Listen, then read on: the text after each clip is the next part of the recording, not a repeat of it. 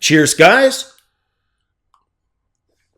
Epix 911. Welcome to the Tuesday, June 6th, 2017 edition of VR News. Happy to say I finally have a freaking desk again. I'm going to probably put up a picture of how things look. They're still in flux. Things are still going to get moved. This is kind of just my first take where I knew I started filming, but I really hadn't set up things yet. Not so sure I'm going to stick with this, but hey, it's what I got for tonight, and I am just thankful I can do some proper PC gaming. And there's a few of you that wanted to do some Bridge Crew. Totally up for that now. So can't wait. Now, with that said, my toy budget is down significantly. The good news is I'm not working for a while, so I can focus on YouTube. The bad news is, if so is my budget, down considerably. No longer a case of see toy, buy toy. It's see toy and wait freaking patiently until the budget says you can purchase it. Essentially, what I make from YouTube is going to be my budget for gaming stuff, right? It's not a hell of a lot, but it's enough to buy toys. I just got to be patient and wait for that pay period to come around every month. So with that said, guys, let's jump into VR news, starting with the first story, which is Apple support. We heard a lot the last couple of days about virtual reality support for Apple, especially the High Sierra, the Metal API, all of that. There's one thing we didn't hear, and that is Oculus Rift. Where the hell does it leave Oculus Rift? Didn't even give that any thought, guys, when I was thinking about it, when researching the story yesterday. And yet today's article from Road to VR and VR Source make a really good point. If we rewind back to 2015, there's a lot of love between Oculus and Apple. Something happened. Maybe just a business falling out. Who knows? We may never know. One thing is clear, though.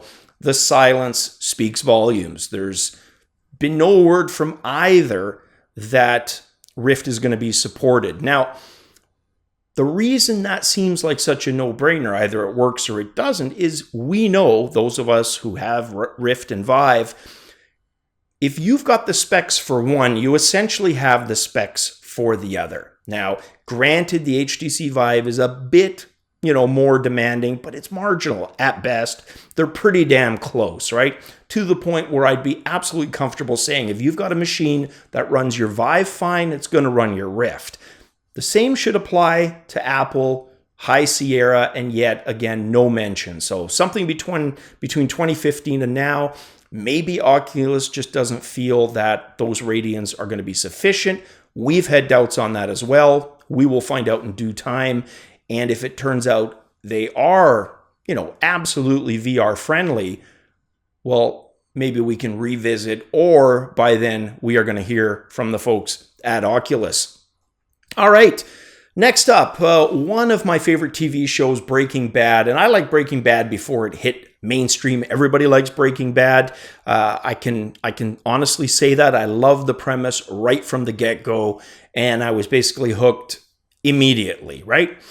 It was a show I felt that bowed out at the right time. It didn't wear out its welcome, with the old jump the shark. It didn't do, Grey's Anatomy, 17 billion seasons when, the first 7 could have sufficed, right? It didn't do that. Yet, fans want a little bit more. And those of us with virtual reality, we are going to get exactly that. Some type of VR gamer experience. They won't even tell us that much. Only that the Breaking Bad intellectual property will find its way into VR. So I'm hoping it's just going to be some really cool game, with basically that Breaking Bad experience, right? Maybe let you run a lab, economics model in there, a little bit of SimCity, right? Try to build the biggest meth lab. I just think that would be such a blast. Absolutely slap the adult tag on that game, but I'd be okay with that, right? A good adult-orientated game with the Breaking Bad subject matter. I think it would be freaking amazing. So looking forward to that.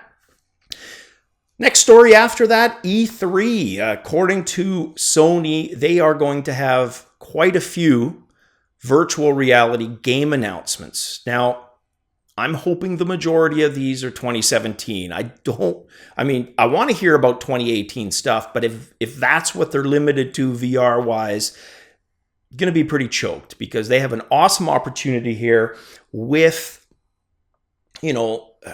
getting to that year mark for Sony PlayStation, right? When we hit October, be 1 year, they need titles, right? Farpoint, fantastic. There's been some really good games, but we need more, and we need them sooner rather than later. So whatever they announce E3, let's hope that the majority of it fills the balance of the year 2017. So they're going to have their press conference Monday, June 12th, 6 p.m. Pacific time. We'll find out then. All right, and talking about Breaking Bad a couple of stories ago, well, Arizona Sunshine, easily in my top virtual reality games of all time. I comfortably put it in the top 10. It's a wave-based game, but it just did pretty much everything right. I beat it on the Rift. I beat it on the Vive. I played it even when it was just 180 support, and it was still okay. Well, now we're finding out we're going to be able to play it on PlayStation VR. And if you're kind of thinking, is it going to work with the aim controller? That's exactly what it's going to do. In fact, the devs were so excited about being able to work with the aim controller, they added new portions to the game. So there's a new campaign element that allows you to start with a rifle. Don't know if it supersedes, like if you get it for PlayStation VR, it's rifle and that's it, or if it's simply a mode alongside your dual pistols. I think that would work great.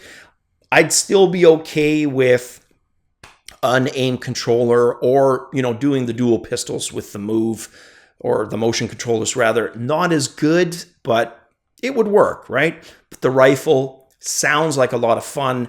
According to Upload VR, who got to actually test it, it's about as fun as it sounds. And it does a great job, according to the tester, of working within the limitations of Sony PlayStation tracking. Namely that it's really good if you're right in front of the damn camera, right? So 180 is kind of how they're approaching this. They don't mention if they're going to do 360, but that's okay given, again, the nature of Sony tracking.